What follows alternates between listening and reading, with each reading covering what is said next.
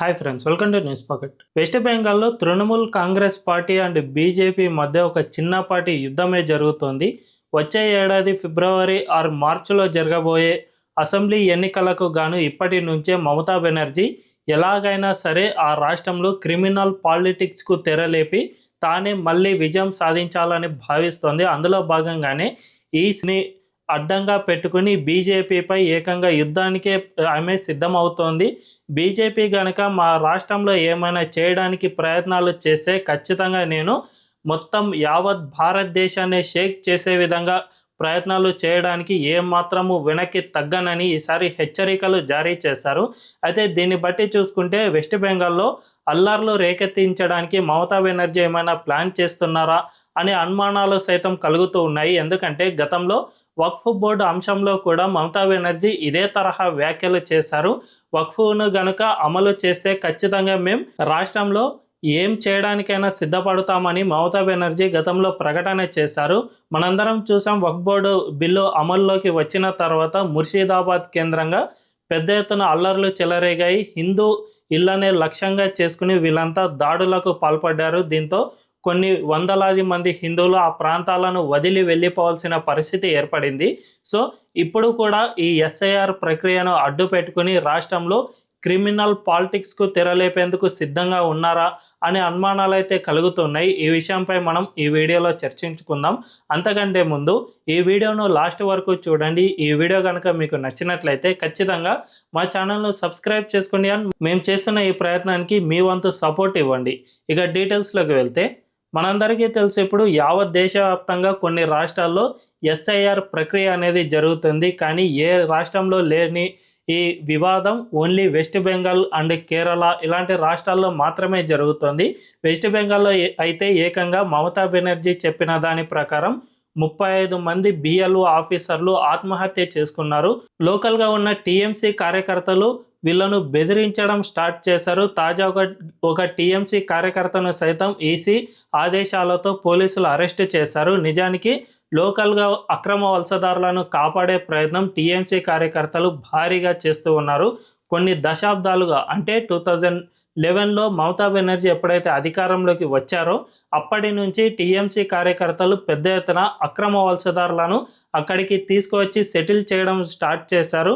మనందరికీ తెలుసు, సందేశ్ ఖలీ ఘటనలో షాజహాన్ షేక్ అనే ఒక వ్యక్తి పెద్ద ఎత్తున ఈ అక్రమ వలసదారులను అక్కడ స్థిరపడేలా చేశాడు. అంతేకాకుండా వాళ్ళ నుంచి ఈ ఒక్కొక్కరి దగ్గర ఒక్కో అమౌంట్ తీసుకోవడం, వాళ్ళకు ఆధార్ కార్డు కావాలంటే 10,000, విత్ ఓటర్ కార్డు కావాలంటే 20,000, ఈ విధంగా వసూలు చేసుకుంటూ పెద్ద ఎత్తున అక్రమ వలసదారులను అక్కడ స్థిరపడేలా చేశారు. ఆయన ఒక్కడే కాదు, రాష్ట్రంలో చాలామంది టీఎంసీ కార్యకర్తలు ఈ అక్రమ వలసదారులను తమ పార్టీ ఓటు బ్యాంకుగా మార్చుకోవడానికి పెద్ద ఎత్తున వలసలను ప్రోత్సహించారు. ఇదే ఇప్పుడు వాళ్లకు తలనొప్పిగా మారింది. వీళ్ళంతా కూడా ఇప్పుడు టీఎంసీ పార్టీకి ఓటు బ్యాంకుగా మారారు. కాబట్టి వీళ్ళ ఓట్లు కనుక పోతే ఖచ్చితంగా టీఎంసీ ఈసారి అధికారంలోకి వచ్చే ప్రసక్తే లేదు అని చెప్పవచ్చు. నిజానికి వెస్ట్ బెంగాల్ మొత్తంలో అధికారిక గణాంకాల ప్రకారం 30% ముస్లింలు అక్కడ ఓటు బ్యాంకుగా ఉన్నారు. ఈ 30% ముస్లింలంతా కూడా భారతదేశానికి సంబంధించిన వాళ్ళు.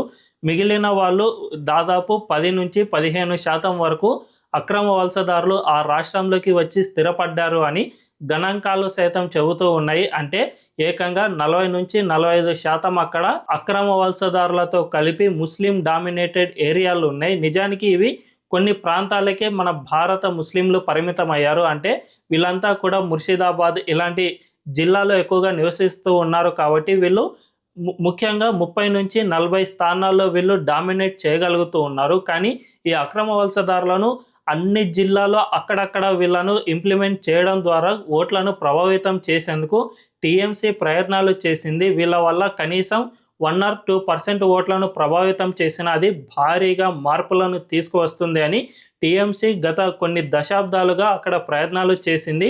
అది ఇప్పుడిప్పుడే సక్సెస్ అవుతున్న తరుణంలో వెస్ట్ బెంగాల్లో ఈసీ ఒక బాంబు పేల్చింది. అదే ఎస్ఐఆర్ అని చెప్పుకోవచ్చు. ఈ ఎస్ఐఆర్ ద్వారా ఇన్నాళ్ళుగా వీళ్ళు చేసుకువచ్చిన పని అంతా వృధా కాబోతోంది. అండ్ వీళ్ళందరినీ ఇప్పుడు తిప్పి పంపించేందుకు ప్రయత్నాలు సైతం జరుగుతూ ఉన్నాయి. ఇప్పటికే యూపీ లాంటి రాష్ట్రాల్లో డిటెన్షన్ క్యాంపులను సైతం ఏర్పాటు చేస్తూ ఉన్నారు. ఫిబ్రవరిలో నివేదిక రాగానే ఎస్ఐఆర్కు సంబంధించి ఎవరెవరి ఓట్లు పోయాయో వాళ్ళందరినీ కూడా విచారణ జరిపించి వాళ్ళు అక్రమ వలసదారులని తేలితే ఖచ్చితంగా ఈ డిటెన్షన్ క్యాంపుల్లోకి తరలించే అవకాశం ఖచ్చితంగా ఉంది. సో అదేవిధంగా వెస్ట్ బెంగాల్లో కూడా కేంద్రం రంగంలోకి దిగితే వీళ్ళందరినీ కూడా ఎవరెవరి ఓటు బ్యాంకు పోయిందో వాళ్ళందరినీ సొంత దేశానికి తిప్పి పంపడమో లేదంటే డిటెన్షన్ క్యాంపులకు పంపడమో జరుగుతుంది. ఇదే కనుక జరిగితే ఇక వెస్ట్ బెంగాల్లో మమతా బెనర్జీ గెలవడం దాదాపు అసాధ్యమని చెప్పవచ్చు. ఒకవైపు ఎస్ఐఆర్ ప్రక్రియ ఈ విధంగా కొనసాగుతూ ఉండగా ఆ రాష్ట్రంలో కమలం పార్టీ పెద్ద ఎత్తున మిషన్ బెంగాల్ వ్యూహంతో అక్కడ ముందుకు వెళ్తోంది. ఇప్పటికే సువేందు అధికారి ఆ రాష్ట్రంలో ఈ ఎస్ఐఆర్ ప్రక్రియకు సంబంధించి దాదాపు 13 లక్షల ఫేక్ ఓటర్లను గుర్తించి ఈసీకి దానికి సంబంధించిన నివేదికను అందజేశారు. హార్డ్ కాపీలతో పాటు పెన్ డ్రైవ్లో సాఫ్ట్ కాపీలను సైతం ఈసీ అధికారులకు అందజేశారు. అయితే ఈ పార్టీ గుర్తించినవే 13 లక్షలు ఉన్నాయంటే ఆ రాష్ట్రంలో ఈసీ పూర్తిగా దర్యాప్తు జరిపిన తర్వాత ఇంకా ఎంతమంది బయటికి వస్తారు అనేది ఒక అంచనా ప్రకారం 1 కోటి మంది దాకా అక్రమ వలసదారులు తేలుతారు అని ఒక అంచనా అయితే వస్తోంది. బీహార్లోనే 66 లక్షల ఫేక్ ఓట్లు బయటపడ్డాయంటే ఇక వెస్ట్ బెంగాల్ లాంటి ప్రాంతంలో ఇంకా ఎంత ఎక్కువగా ఉంటాయో అర్థం చేసుకోవచ్చు. ఇదే కనుక జరిగితే ఖచ్చితంగా ఆ రాష్ట్రంలో ఫేక్ ఓట్లన్నీ పోతాయి. ఈ అక్రమ వలసదారుల వల్ల మమతా బెనర్జీకి రూపాయి ఉపయోగం సైతం ఉండదు. కాబట్టి ఇక ఆమె ఓటు బ్యాంకులో దాదాపు 5 నుండి 10% వరకు తగ్గిపోయే అవకాశం ఉంటుంది. నిజానికి ఆ రాష్ట్రంలో 48% వరకు టీఎంసీ ఇప్పటి వరకు గణనీయమైన ఓటు బ్యాంకును సాధించింది. అంటే 48% మంది వాళ్లకు ఓటు వేశారు. కాబట్టి గతంలో అంటే 2019లో బీజేపీకి హైయెస్ట్గా 40% ఓటు వేశారు. సో వీళ్ళిద్దరి మధ్య ఉన్నది 8% మాత్రమే అంతరం ఉంది. ఈ 8% అంతరాన్ని ఈ ఎస్ఐఆర్ ప్రక్రియ ద్వారా చాలా వరకు తొలగించే అవకాశం ఉంది. దీంతోపాటు బీజేపీ ఈసారి ఆ రాష్ట్రంలో ఖచ్చితంగా గెలుపొందాలి అనే వ్యూహంతోనే పనిచేస్తోంది. ఆర్ఎస్ఎస్ ఇప్పటికే ఫిబ్రవరి నుంచి అక్కడ గ్రౌండ్ వర్క్ చేస్తూ ఉంది. సో ఇవన్నీ నివేదికలను ఆధారంగా చేసుకుని బీజేపీ కనుక రంగంలోకి దిగితే ఖచ్చితంగా ఈసారి మమతా బెనర్జీ ఓటమి ఖాయమనే చెప్పవచ్చు. ఎందుకంటే గతంలో ఎన్నోసార్లు టీఎంసీ కార్యకర్తలు ఆర్ఎస్ఎస్ బీజేపీ కార్యకర్తలను నరికి మరీ చంపేశారు. బంగ్లాదేశీ అక్రమ వలసదారులను ఉపయోగించుకుని ఈ మారణ హోమానికి పాల్పడ్డారు. కాబట్టి ఖచ్చితంగా తమ కార్యకర్తలను కాపాడుకోవడానికి ఈసారి ఎంతకైనా తెగించేందుకు సిద్ధంగా ఉన్నారు అని స్పష్టంగా అర్థమవుతుంది. దీంతో బీహార్లో బీజేపీ ఇంత భారీ మెజారిటీ సాధించడానికి మోదీ, అమిత్ షా అక్కడ పెద్ద ఎత్తున ప్రచారం చేశారు. కానీ బీహార్ కంటే ఎక్కువగా పశ్చిమ బెంగాల్లో మోదీ, అమిత్ షా పెద్ద ఎత్తున ప్రచారం చేయడానికి సిద్ధంగా ఉన్నారు. సో దీన్ని బట్టి చూసుకుంటే ఆ రాష్ట్రంలో మమతా బెనర్జీని ఓడించడానికి వీళ్ళు ఎంత పకడ్బందీ ప్లాన్ వేశారో అర్థం చేసుకోవచ్చు.